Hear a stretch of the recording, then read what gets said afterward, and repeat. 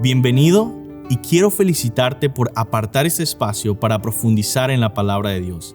Ahora vas a escuchar un mensaje de la Iglesia Bautista Highview en español en Louisville, Kentucky, en Estados Unidos. Nosotros existimos para llevar a todas las personas a conocer y seguir a Jesús. Deseamos ser una iglesia bíblica, una iglesia cristocéntrica, centrada en el Evangelio, que tiene una predicación expositiva. ¿Qué es una predicación expositiva? Es aquella predicación que se enfoca en el texto bíblico, busca interpretarlo bien y aplicarlo legítimamente a la vida de las personas. Ahora, yo quiero invitarte a que no solo escuches la predicación expositiva, sino que tú seas un oyente expositivo, que seas un oyente que abre su Biblia, que busca en el texto, que trata de entender la Escritura y aplicarla a tu vida. Oramos que Dios bendiga su palabra y que tú puedas conocer más a Cristo.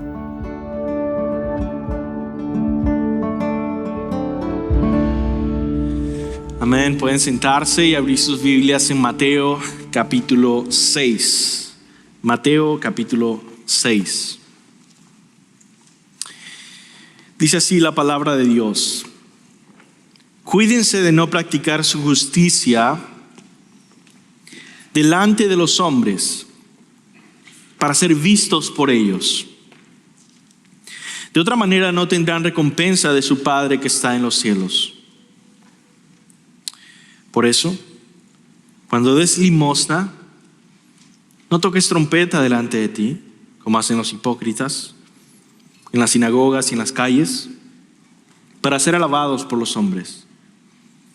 En verdad les digo que ya han recibido su recompensa.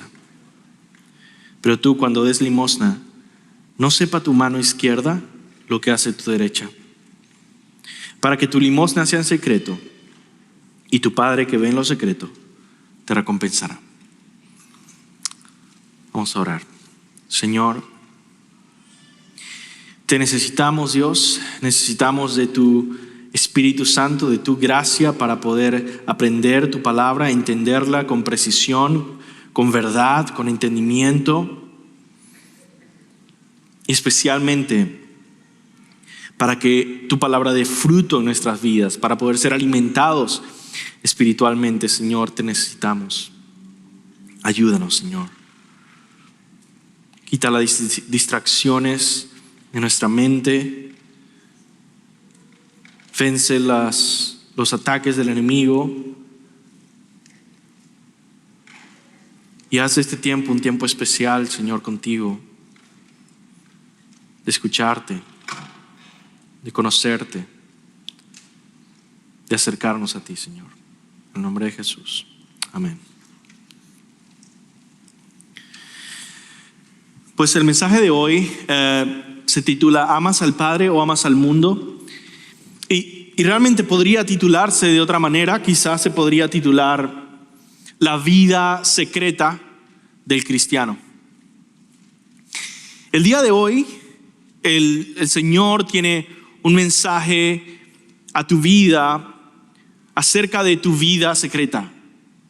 Quiere desafiarte y quiere llamar tu atención hacia esta parte, esta área de tu día a día, y es tu vida secreta con Dios.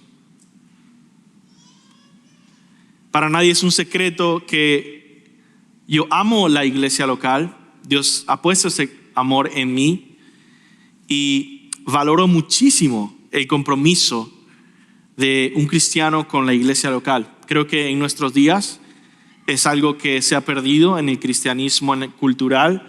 No se valora cuán esencial, cuán vital es la iglesia local para la vida cristiana.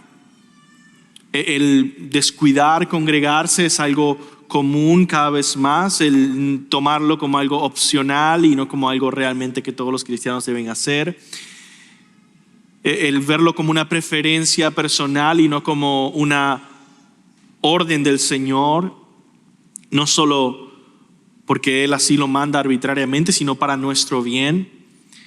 Así que la vida congregacional, la vida de la iglesia es vital, es importante, pero no lo es todo.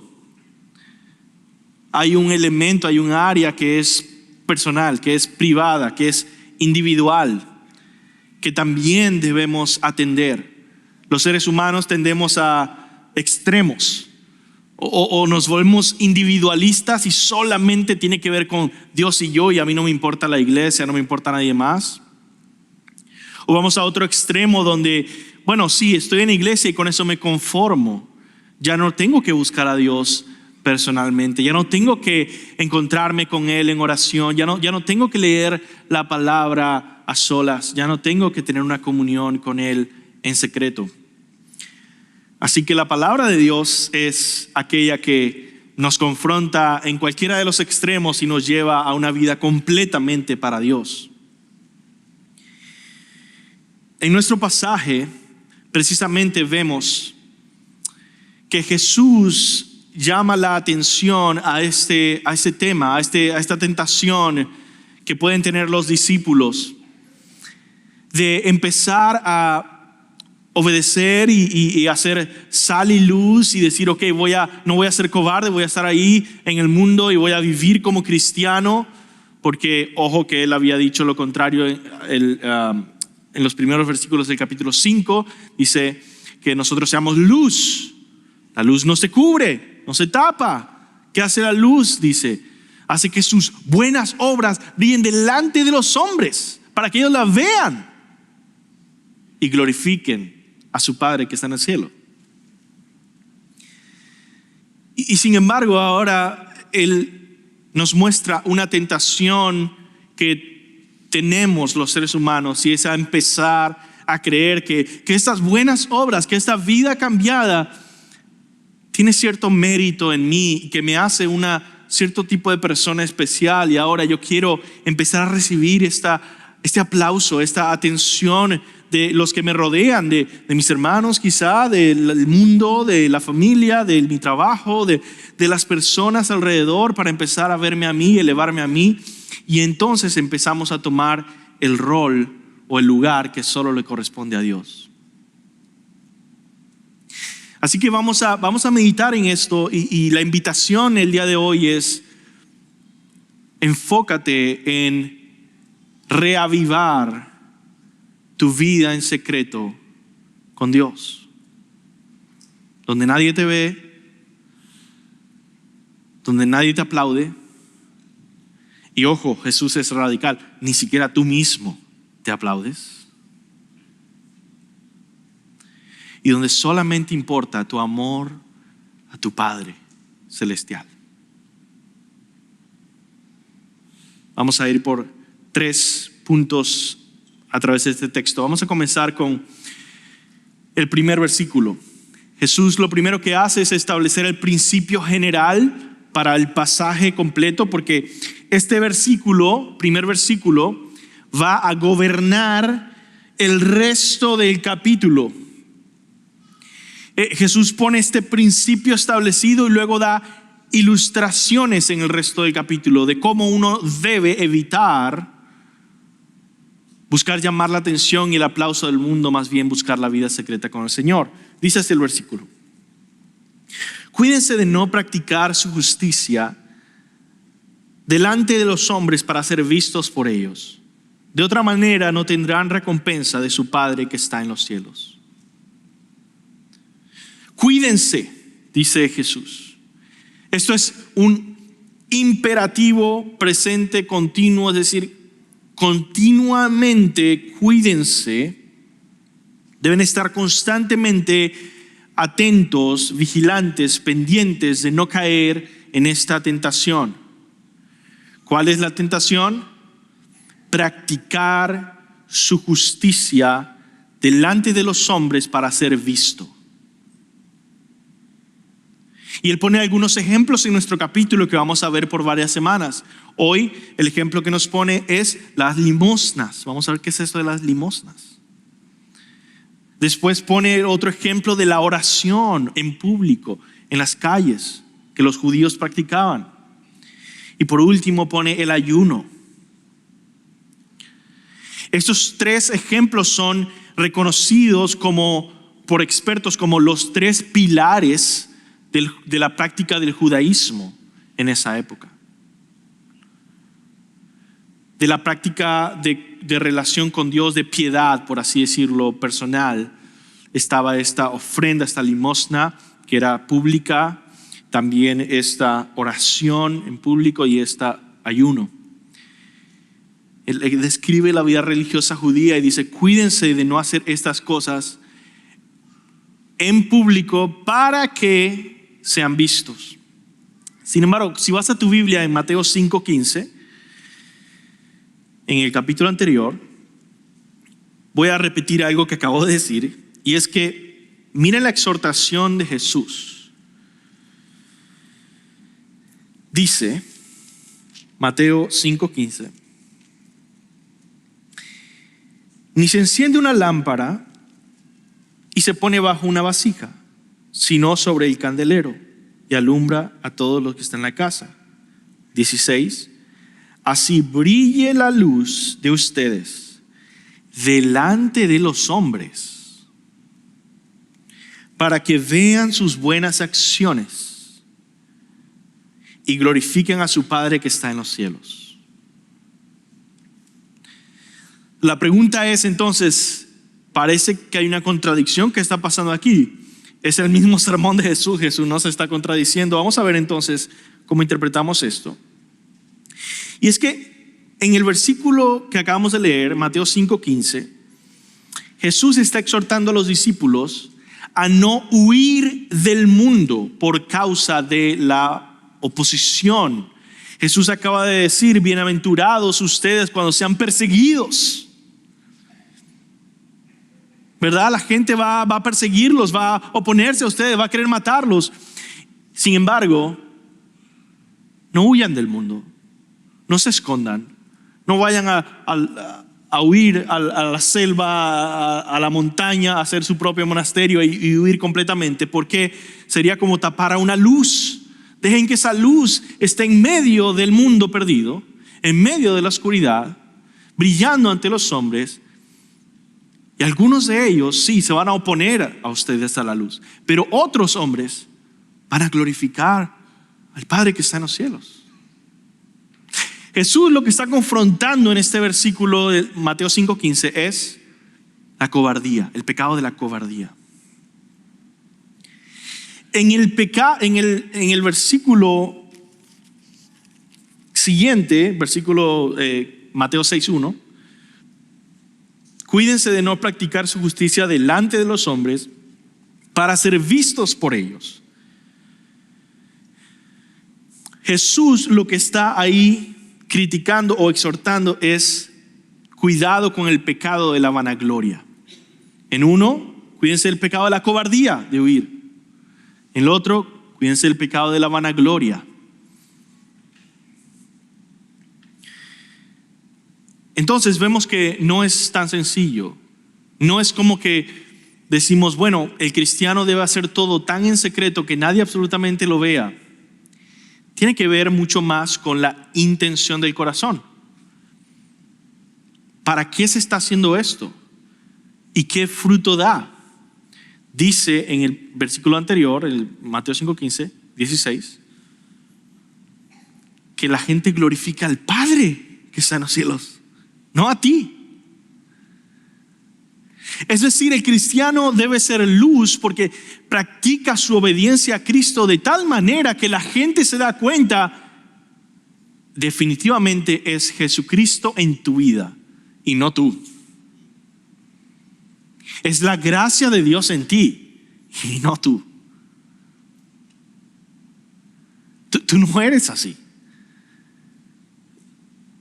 Claramente veo que Dios te está usando.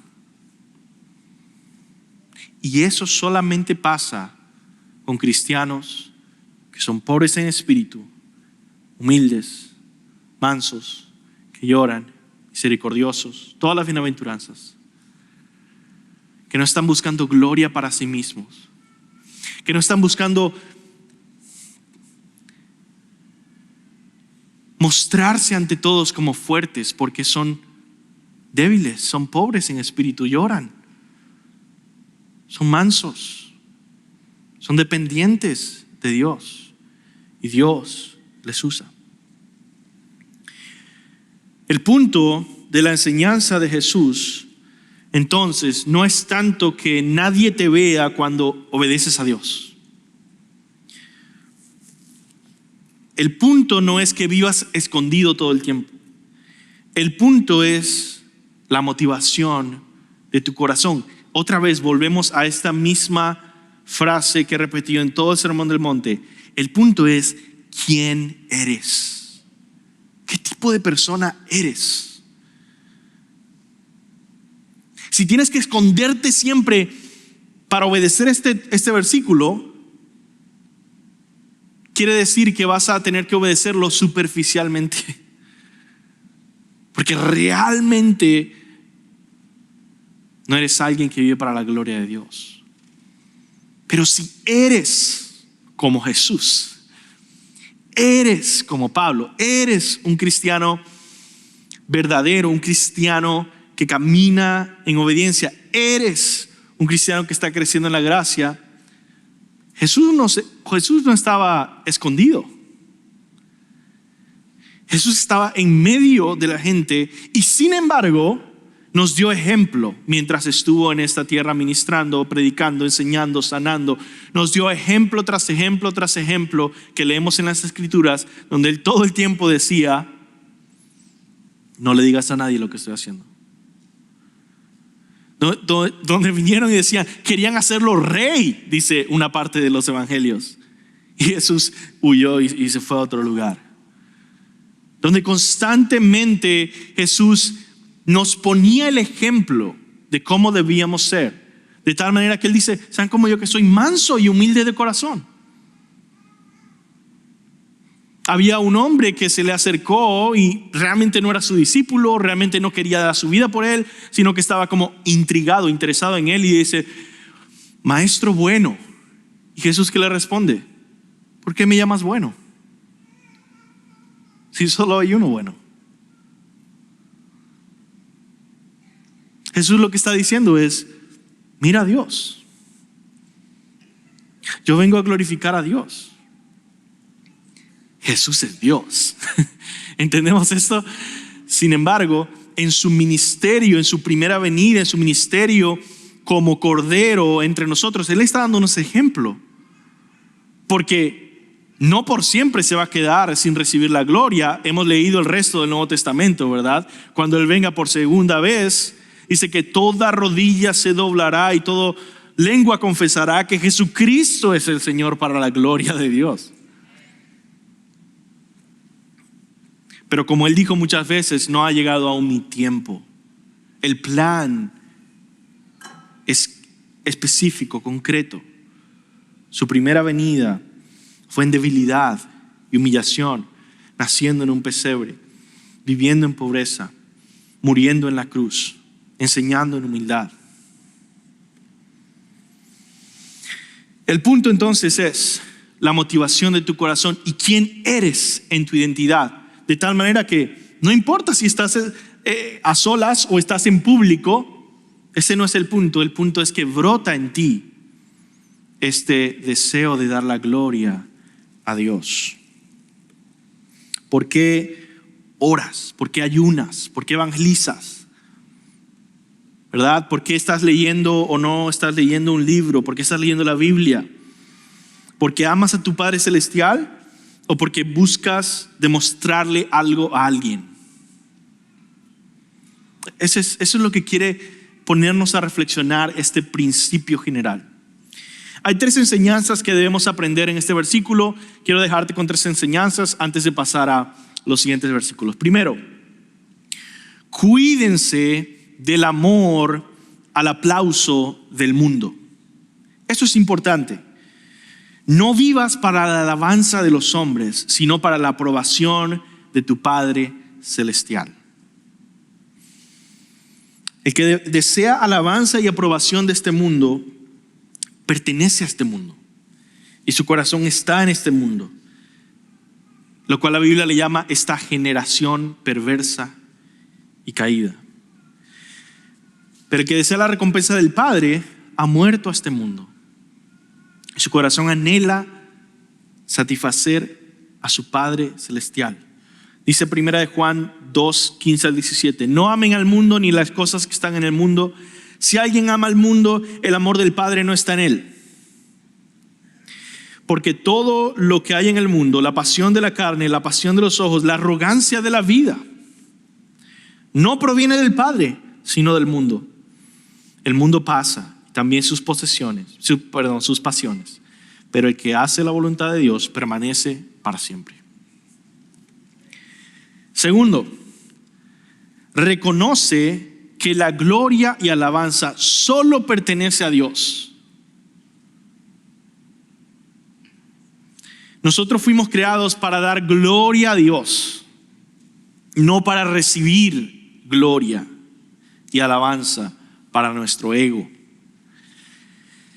Este principio que Jesús nos enseña se podría resumir con las palabras del salmista. Mientras meditaba esta semana, este versículo estaba constantemente en mi mente.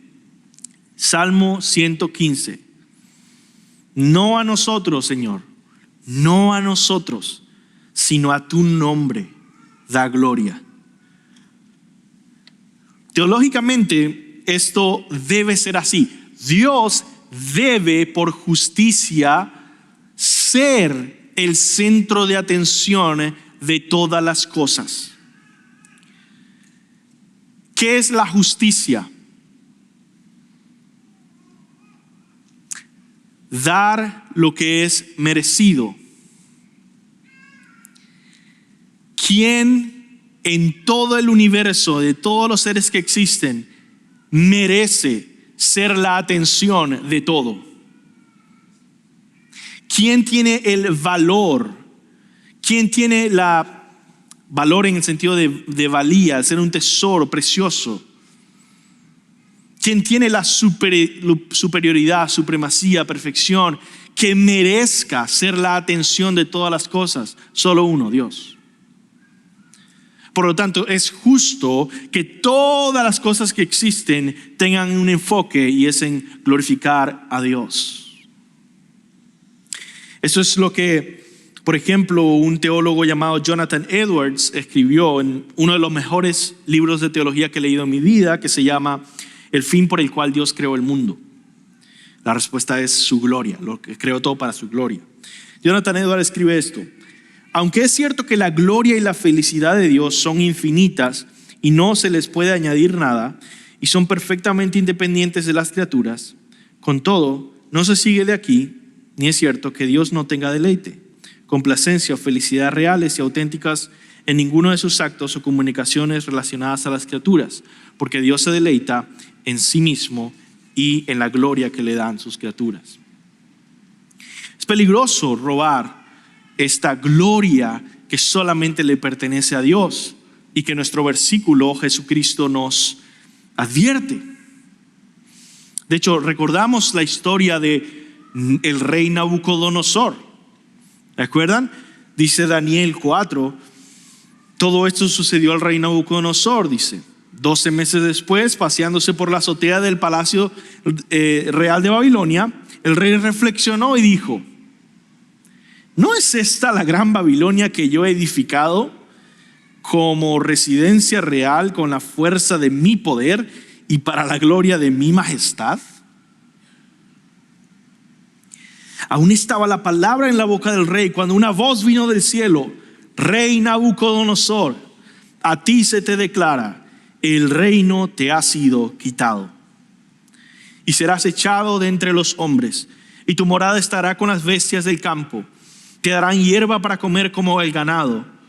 7 tiempos pasarán sobre ti hasta que reconozcas que el Altísimo domina sobre el reino de los hombres y que lo da a quien le place. En aquel mismo instante se cumplió la palabra acerca de Nabucodonosor. Fue echado de entre los hombres, comía hierba como el ganado. Su cuerpo se empapó con el rocío del cielo hasta que sus cabellos crecieron como las plumas de las águilas y sus uñas como las aves. Pero al final de los días, yo, Nabucodonosor, alcé mis ojos al cielo, recobré mi razón y bendije al Altísimo y alabé y glorifiqué al que vive para siempre, porque su dominio es un dominio eterno y su reino permanece de generación en generación. Y todos los habitantes de la tierra son considerados como nada, mas Él actúa conforme a su voluntad en el ejército del cielo y entre los habitantes de la tierra. Como dice el profeta Isaías en su libro, Dios dice: yo soy el Señor, ese es mi nombre, mi gloria a otro no daré, ni mi alabanza a imágenes talladas. Y por eso vamos al tercera lección de este punto, y es: cuídense de hacer todo para la audiencia de uno solo, su Padre.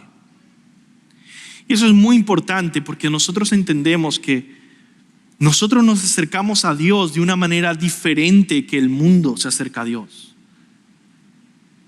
Somos cristianos. Hemos sido adoptados en Cristo por nuestro Padre.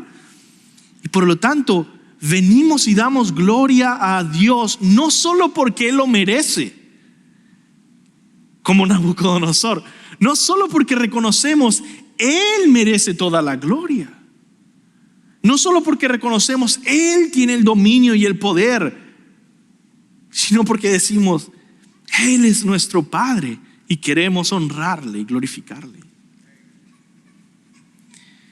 Por eso Jesús usa esta palabra Padre al final del versículo 4, Mateo 6:4.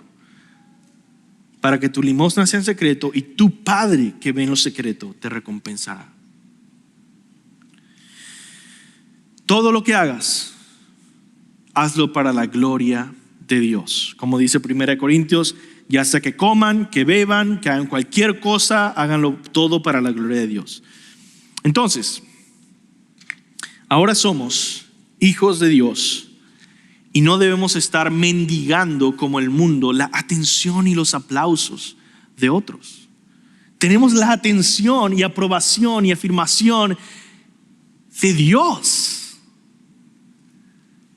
del creador de todas las cosas, del dueño de todo, del que domina por sobre todo, del único santo y eterno. Él nos conoce, Él tiene comunión con nosotros, Él es nuestro Padre. Cuando tenemos esa perfecta comunión con Él en Cristo, ¿cómo vamos a despreciarla por buscar los aplausos del mundo? Esta idea debe transformar la manera en que pensamos. Famosamente un escritor inglés, J.I. Packer, dijo en un libro: si quieres juzgar qué tan bien una persona entiende el cristianismo, averigua cuánto valora el pensamiento de ser hijo de Dios y tener a Dios como su Padre. Si ese no es el pensamiento que impulsa y controla su adoración, sus oraciones, toda su vida, toda su visión de la vida, o sus ofrendas, como decía en nuestro texto, significa que no comprende muy bien el cristianismo en absoluto. Porque todo lo que Cristo enseñó, todo lo que hace que el Nuevo Testamento sea nuevo y mejor que el Antiguo, todo lo que es distintivamente cristiano en oposición a lo meramente judío, se resume en el conocimiento de la paternidad de Dios.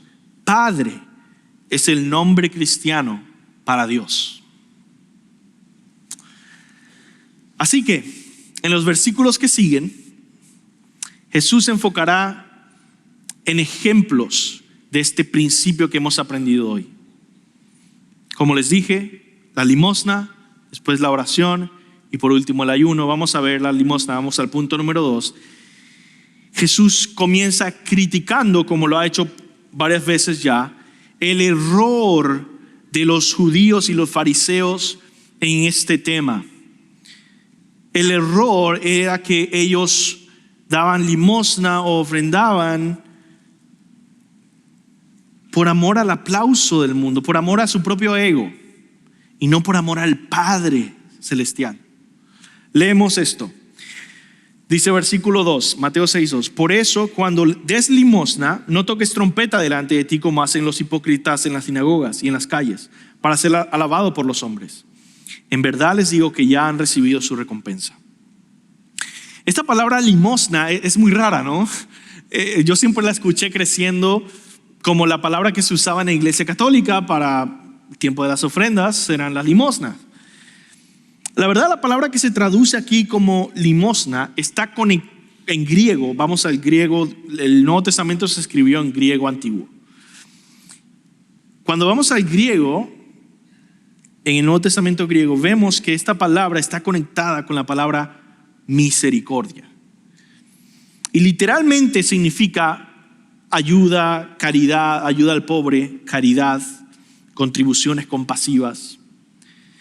Entonces no está hablando necesariamente de lo que nosotros le llamamos ofrendas. Está hablando de esta ayuda al pobre, por así decirlo, que se daba entre los judíos. Y era muy importante porque en esa época no había ningún tipo de desarrollo en el Estado para cuidar a los pobres o ayuda social o todas esas cosas.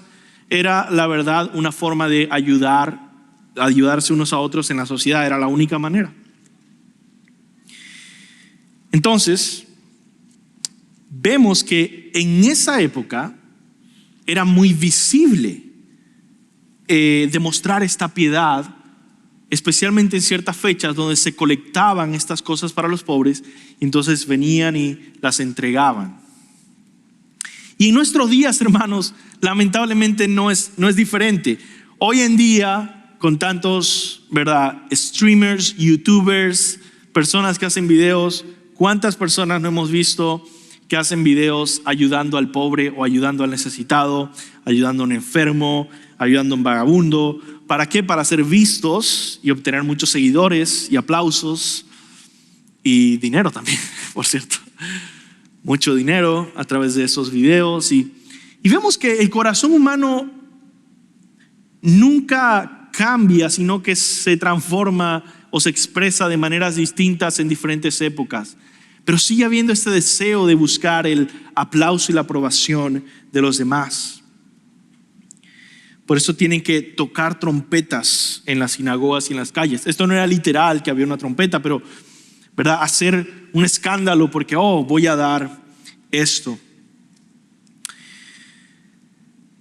Vivir de esa manera, hermanos, es terrible.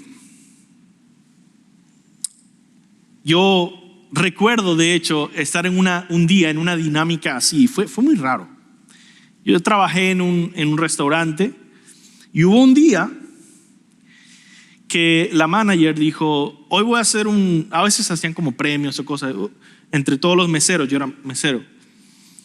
Hoy voy a dar un premio, voy a dar un regalo al final del turno para el mesero que yo vea que limpió y ayudó a más mesas que no eran suyas, ¿no? Entonces, todo el mundo diciendo, yo quiero el regalo, yo quiero el regalo. El problema es que la manager no es Dios, no es omnipresente y está solamente en una sección acá del restaurante. El restaurante es grande. ¿Qué quiere decir? Que no habían pasado ya 15, 20 minutos cuando yo veía que todos los meseros ya no estaban ayudando a todas las mesas de por allá. Todas las que estaban visibles a la manager. Porque ella iba haciendo su propia cuenta, ¿verdad? Y mientras más pasaba el tiempo, 20 minutos, media hora, una hora, y venían y decían, mira, ya tengo no sé cuántas mesas. Ya la manager me dijo que tengo 40 mesas.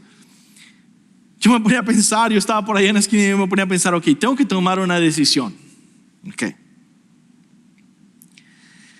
O hago lo mismo que ellos y me pongo a competir y a ver cuántas mesas enfrente de la manager me pongo a arreglar, o hago bien mi trabajo para la gloria de Dios.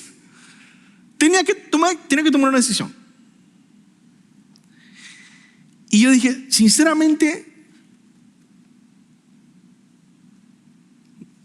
me cansa la idea de tener que estar haciendo todo el tiempo algo para ver, mírame, me miró, Me miró.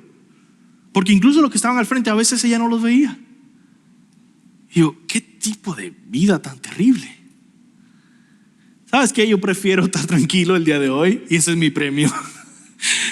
La verdad, si por ese premio me hubieran dado a estar todo el día estresado con eso, prefiero que mi premio sea un día de paz.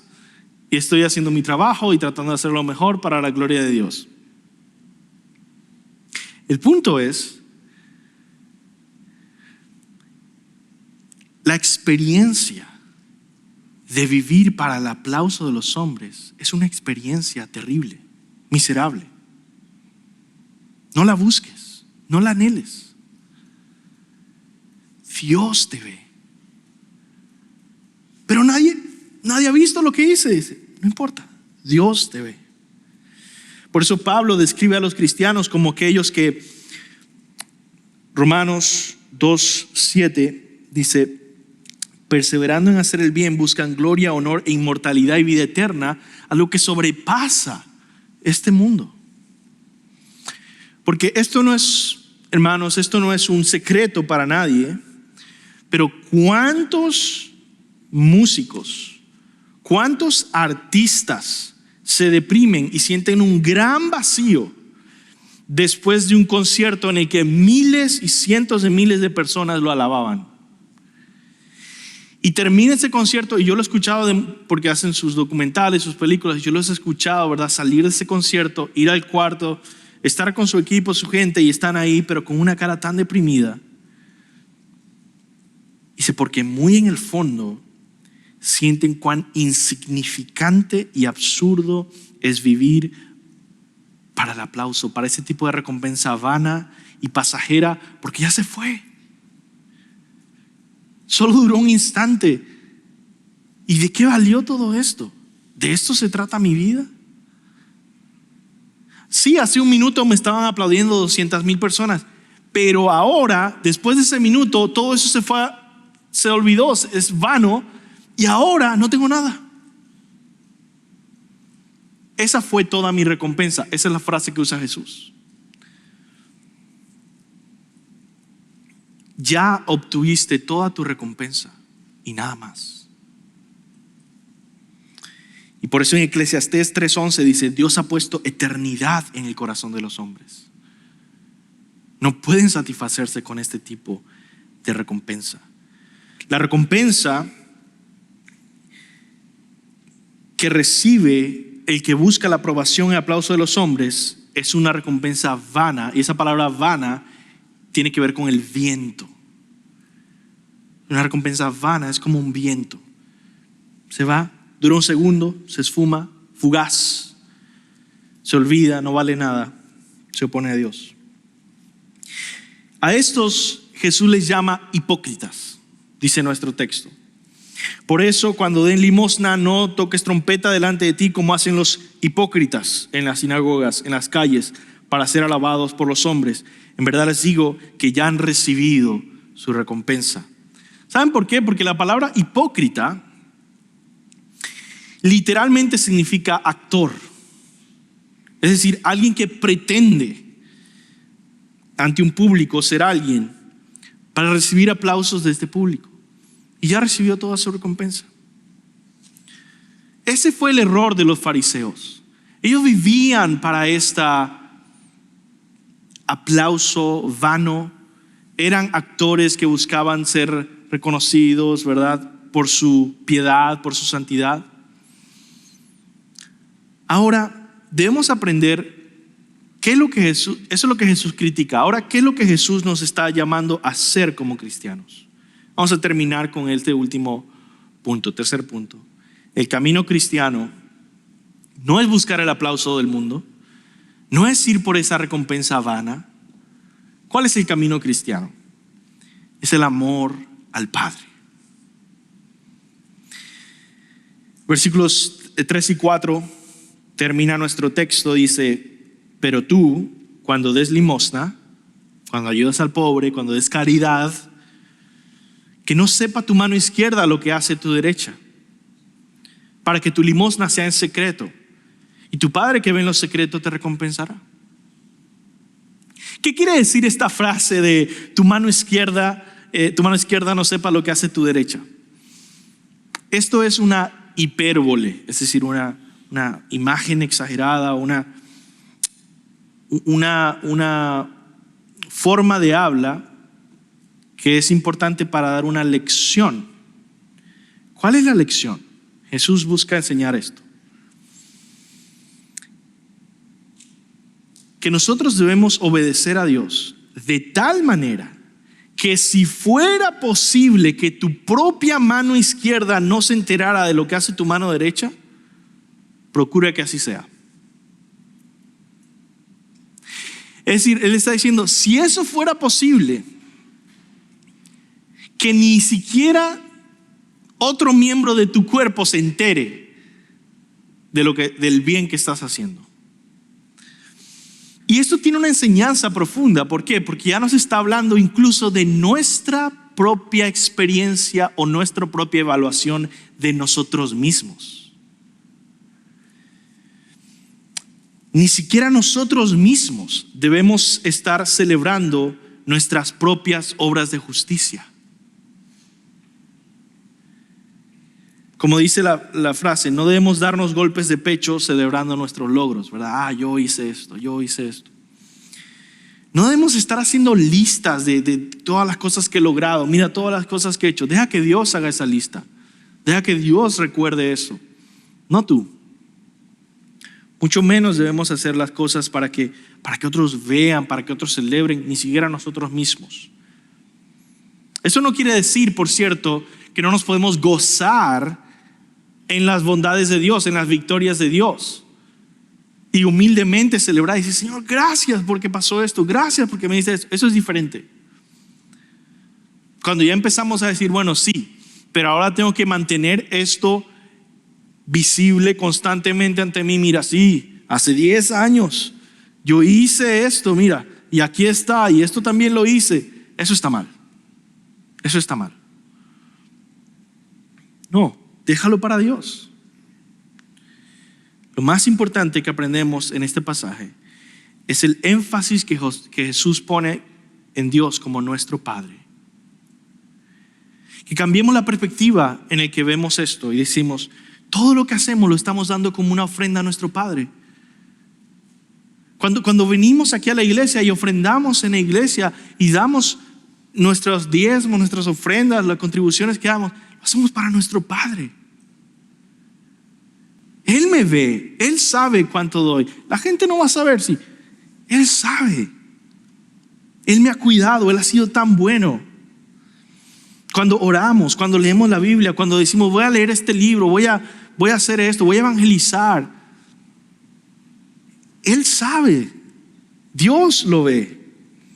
Debemos entonces regresar a esta verdad bíblica de que Dios es nuestro Padre y nosotros somos verdaderamente sus hijos.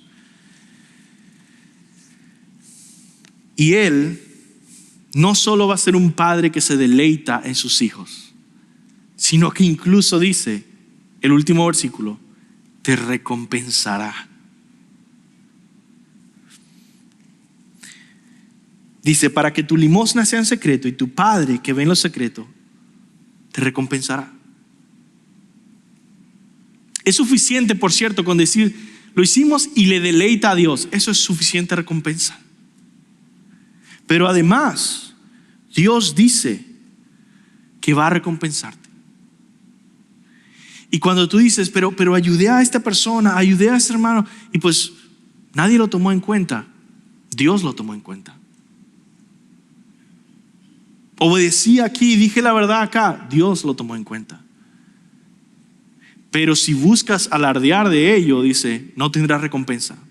¿Por qué? Ya obtuviste toda la recompensa que querías, que era la aprobación de los demás, la afirmación de los demás, la honra de los demás.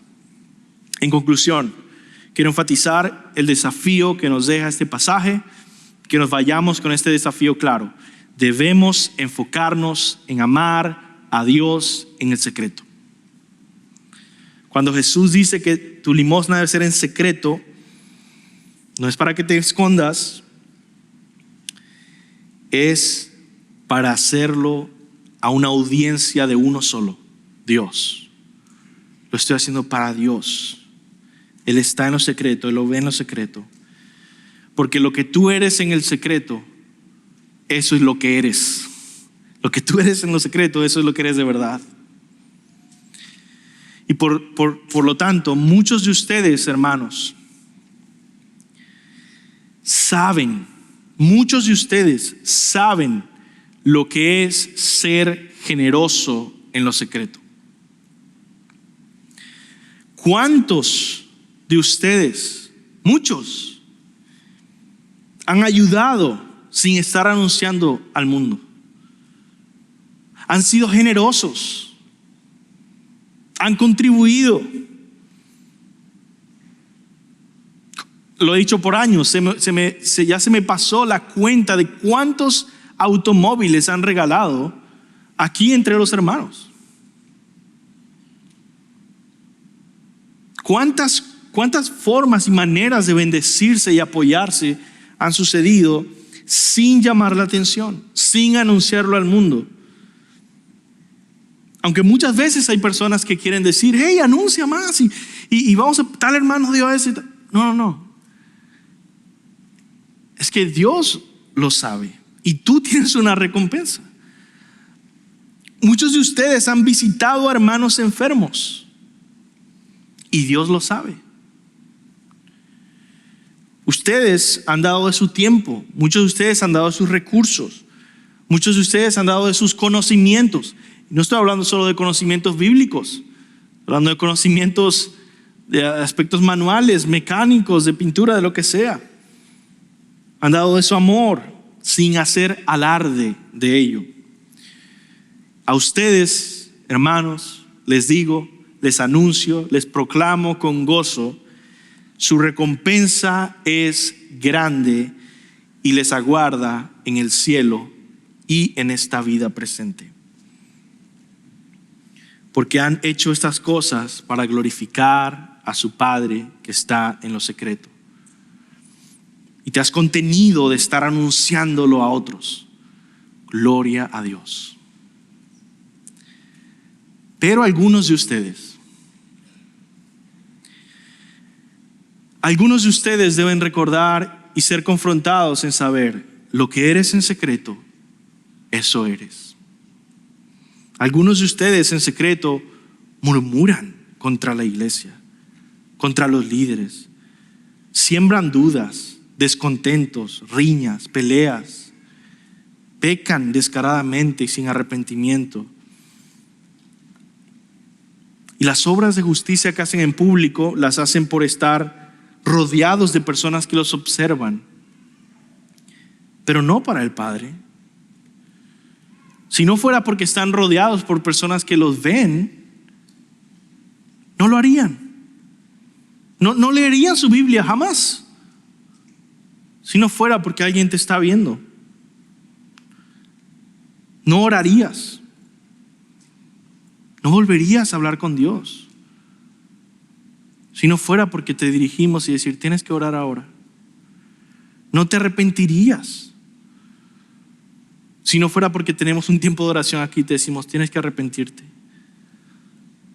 No serías generoso. Lo que eres en secreto, eso eres. Que eso cambie hoy. Y que regreses hoy a los brazos del Padre que te ama y te invita a arrepentirte y a regresar al secreto. Entrega tu corazón entonces sinceramente, totalmente, exclusivamente a tu Padre. Comprométete a crecer en el secreto con Dios, comenzando hoy, comenzando esta semana, en tu habitación, en tus prioridades diarias, en tus gustos personales, qué haces o qué no haces, para la gloria de Dios, en tus pensamientos más profundos. Reencuéntrate con tu Padre celestial, regresa a casa y vive en el secreto para Él. La pregunta entonces aquí es, ¿volverás a encontrarte con tu Padre en lo secreto? ¿Regresarás a poner como prioridad tu relación con Dios en lo secreto? Vamos a orar. Señor, gracias por tu palabra.